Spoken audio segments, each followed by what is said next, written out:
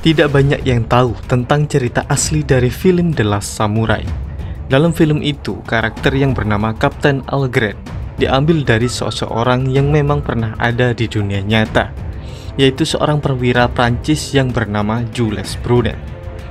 Jules Brunet adalah seorang perwira yang ditugaskan ke Jepang untuk melatih para prajurit di sana bagaimana cara menggunakan senjata api serta taktik baru di Jepang.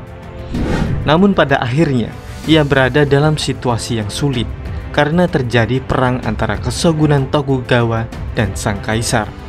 Saat itu ia lebih memilih bertempur bersama para samurai Kesogunan untuk melawan pasukan Kaisar Meiji. Ia juga turut andil dalam proses modernisasi Jepang. Dan berikut ini adalah kisah Jules Brunet selengkapnya.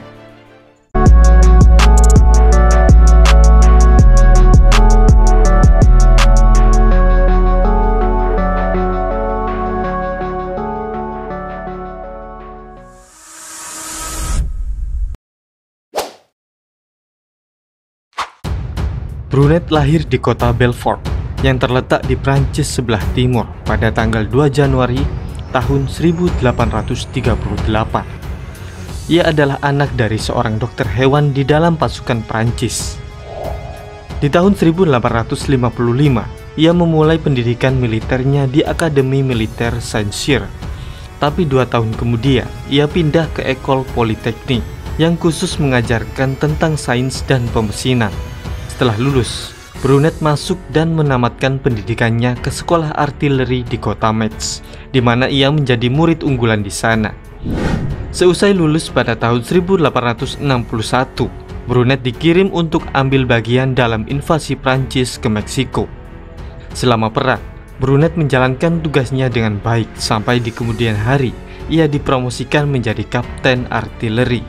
Selain itu, selama berada di Meksiko, Brunet membuat beberapa lukisan kroquis yang kemudian diterbitkan oleh Surat Kabar Prancis untuk menggambarkan suasana di medan perang. Pada tahun 1866, pemerintah Prancis memutuskan untuk mengirim sebuah grup penasihat militer ke Jepang dengan tujuan membantu modernisasi pasukan Kesogunan.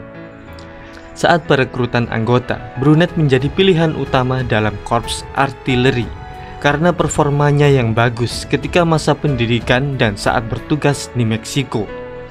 Akhirnya ia menjadi salah satu perwira termuda yang dipilih untuk misi ini, yaitu di usia 28 tahun. Misi ini dijalankan oleh 15 orang, termasuk 5 perwira, dan misi ini dipimpin oleh Kapten Charles Canoin. Pada tanggal 3 November 1866, segala persiapan sudah selesai. Beberapa hari kemudian mereka pun berangkat dengan kapal Pelus. Setelah berbulan-bulan mengarungi samudra, akhirnya mereka sampai pada bulan Januari 1867. Segera setelah itu, mereka melatih pasukan Kesogunan sekitar 1 tahun lamanya. Dan selama di Jepang, di bulan Agustus, Brunet dipromosikan menjadi kapten.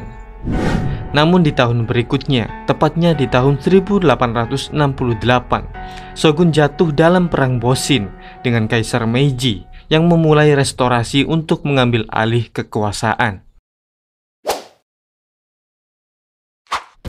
Pada akhir September 1868, kelompok pengemban misi mendapat perintah dari pusat untuk kembali ke Prancis.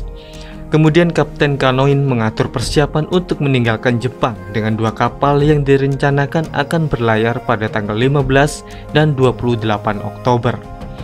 Namun Brunet lebih memilih tetap tinggal di Jepang dan tetap setia mendampingi Shogun dalam perang. Dia memutuskan untuk membantu koalisi Oetsu Repandome, atau bisa juga disebut koalisi utara dalam perlawanannya kepada pasukan kaisar.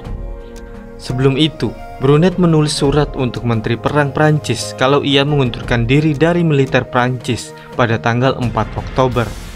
Di tanggal itu juga, Brunet pergi meninggalkan kantor pusat Prancis di Yokohama dengan alasan kalau ia akan pergi mengunjungi gudang senjata Prancis Jepang di Yokosuka.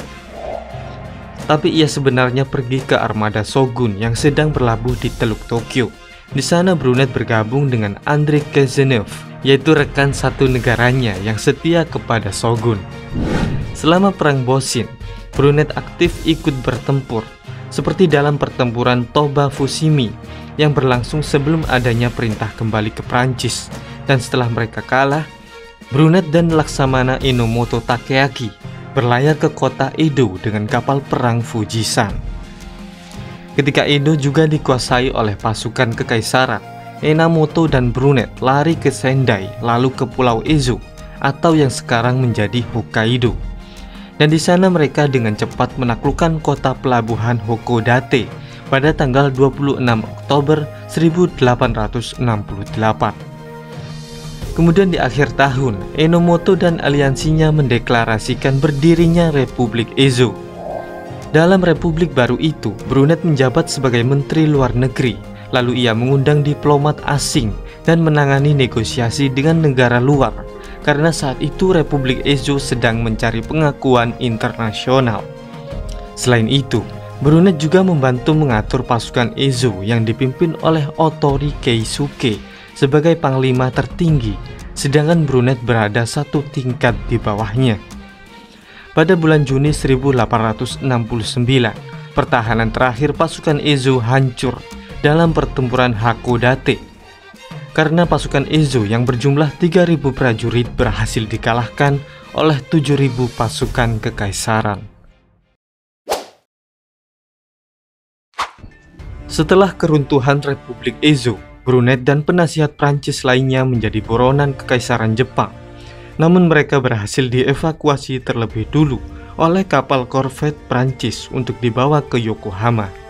Tempat mereka ditahan oleh perwakilan Prancis di Jepang, dibawa ke Saigon, lalu Brunet akhirnya kembali ke Prancis. Saat itu pemerintah Jepang meminta agar Brunet dihukum karena ikut dalam Perang Boshin.